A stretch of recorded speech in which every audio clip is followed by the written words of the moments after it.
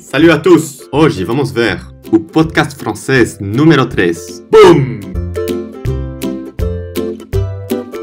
Esse podcast em francês faz parte da série dos meus podcasts para aprender francês.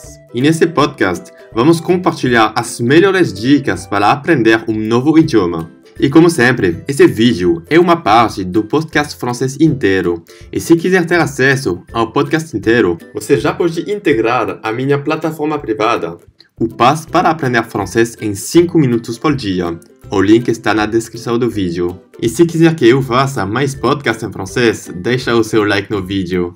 Apprendre une nouvelle langue peut prendre plusieurs mois, voire plusieurs années si tu n'as pas la bonne méthode. Mais dans ce podcast, nous allons partager 7 conseils pour que tu puisses apprendre le français sans aucune difficulté. En quelques semaines, tu pourras parler avec un français si tu as la motivation. Avant de commencer, je souhaite dire qu'apprendre une nouvelle langue est un projet de long terme. Certaines personnes ont ce projet du jour au lendemain et pensent qu'en une semaine, sans sortir de la zone de confort, elles pourront parler parfaitement. Malheureusement, il ne faut pas oublier qu'apprendre une nouvelle langue demande de la patience et de la rigueur. Mais si tu es prêt à faire des efforts, je suis sûr que tu vas apprendre. Et tu verras, une fois que tu auras appris le français, ta vie va changer. Tu pourras voyager, connaître de nouvelles personnes, avoir de nouvelles opportunités de travail et beaucoup d'autres choses. Nous allons voir tous les conseils que tu peux utiliser pour apprendre le français le plus rapidement possible. Le premier conseil est la régularité. Beaucoup de gens prennent la décision d'apprendre une nouvelle langue et pensent qu'ils pourront parler couramment en quelques jours. Malheureusement, parler une nouvelle langue demande de la patience et de la régularité. Il est essentiel de travailler tous les jours au moins quelques minutes. Par exemple, 30 minutes par jour sont suffisantes pour bien parler en quelques mois. Mais la régularité est hyper importante dans le domaine linguistique. Entre le vocabulaire, la grammaire et les conjugaisons, il y a beaucoup de travail. En général, je pense que la régularité et la patience sont des valeurs liées à la réussite. Il n'est pas possible de réaliser un grand projet du jour au lendemain. Il faut pratiquer et petit à petit, tu vas avoir du succès dans tous les domaines de la vie, par exemple dans le domaine des langues. Pour apprendre le français, en 3 mois, si tu étudies et écoutes beaucoup, tu vas bien parler. Le deuxième conseil est d'interagir. Beaucoup de mes élèves restent seuls, chez eux, à étudier avec des livres. Apprendre avec un livre est très intéressant, mais c'est une erreur de penser que le livre est 100% de l'apprentissage. Il faut sortir, rencontrer des natifs et parler avec eux pour apprendre à bien parler la langue. Pour le français, il faut que tu rencontres des Français natifs pour entendre et parler. C'est la meilleure manière de faire des progrès. En outre, c'est beaucoup moins contraignant que le travail scolaire avec un livre. Faire des rencontres est essentiel pour l'être humain. Au contraire, la solitude est le pire ennemi du bonheur. C'est pourquoi dans tous les domaines, et notamment dans le domaine des langues, tu dois faire des rencontres pour progresser et garder la motivation. C'est ainsi que tu vas rencontrer des partenaires avec lesquels tu pourras parler et progresser de façon beaucoup plus intéressante qu'avec un livre. Le troisième conseil est de ne pas avoir peur.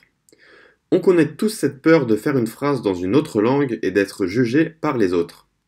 Mais en tant que professeur, je te conseille de sortir de ta zone de confort au moment de parler. Je félicite toujours beaucoup plus mes élèves qui font une phrase, même s'il y a des erreurs, que les élèves qui ne parlent pas. Dans le domaine linguistique, je dis toujours « fait est mieux que parfait ». Autrement dit, il vaut mieux parler et faire des erreurs plutôt que de ne pas parler. C'est ainsi que les personnes autour de toi te corrigeront et que tu connaîtras tes erreurs. Le quatrième conseil s'adresse aux personnes qui ont déjà des connaissances de base en français.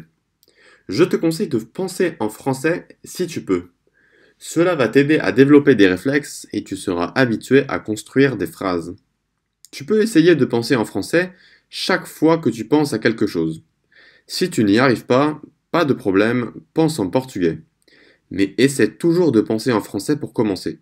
Ce conseil est super efficace, tu le verras par toi-même. Le cinquième conseil est d'utiliser toutes les techniques d'apprentissage qui sont à ta disposition. À l'école, on nous dit souvent que le mieux est d'apprendre avec un livre. C'est une dimension intéressante, mais aujourd'hui, il y a d'autres moyens pour apprendre le français, et ces moyens sont beaucoup plus amusants. Tu peux par exemple apprendre le français en écoutant de la musique française, en regardant des films en français ou en utilisant des applications sur ton téléphone qui sont en français. De cette manière, tu pourras écouter des natifs parler en français et tu pourras peu à peu apprendre du vocabulaire sans faire d'effort. Dis-moi en commentaire sous la vidéo quel type de ressources tu préfères utiliser pour apprendre le français.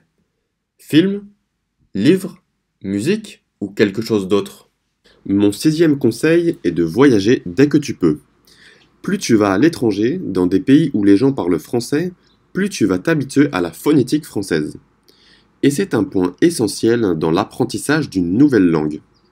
Les personnes qui ont déjà une expérience de vie en France ou qui vivent actuellement en France parlent souvent bien mieux français que les personnes qui ne sont jamais allées dans un pays francophone. Donc si tu as l'opportunité de travailler en France au moins quelques mois, je te le recommande. Bien entendu, tu n'as pas besoin d'y aller pour toute la vie pour améliorer ton niveau de français. Parmi les pays où tu peux aller pour faire du tourisme comme pour y vivre, il y a bien sûr la France, mais aussi la Belgique, la Suisse et le Canada.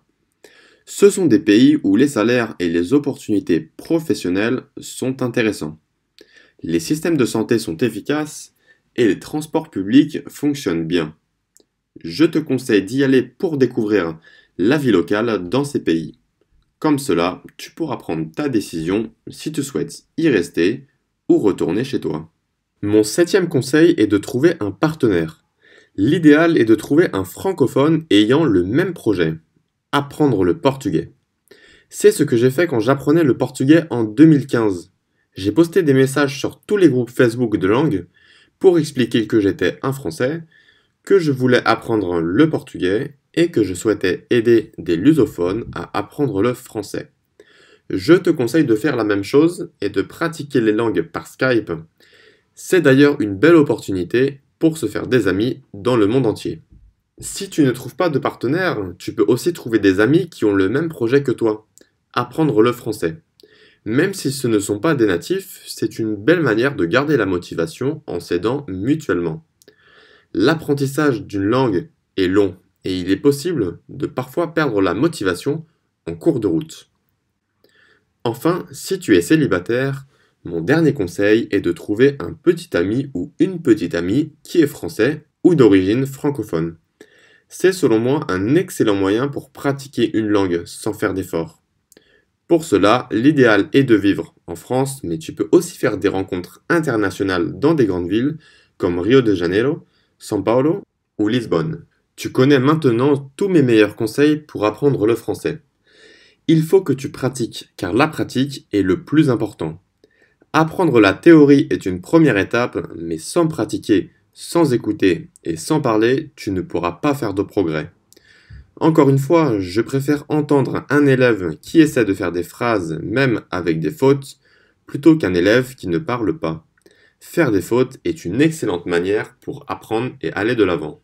E aí, você gostou desse podcast em francês? Deixa eu te dar um conselho como professor de francês. Escutar é uma etapa super importante na aprendizagem de um novo idioma. Então, se quiser ser fluente em francês um dia e fazer parte das pessoas que vão aprender de verdade, escuta esse podcast pelo menos 3 vezes. É assim que a sua orelha vai se acostumar com o som francês e toda a fonética francesa. Se você gostou do vídeo, por favor, deixa o seu like e me fala em comentário que tipo de vídeo você gostaria para os próximos vídeos. E se você quiser mais podcasts em francês. Sempre tenho em conta todos os comentários dos inscritos do canal do YouTube e também respondo a todos. Se quiser ser fluente em francês comigo, pode te inscrever no canal do YouTube e clicar no ícone do sino para receber todos os meus vídeos gratuitos e na hora. Se quiser conhecer todos os conselhos que eu dou sobre a língua francesa, você pode me seguir no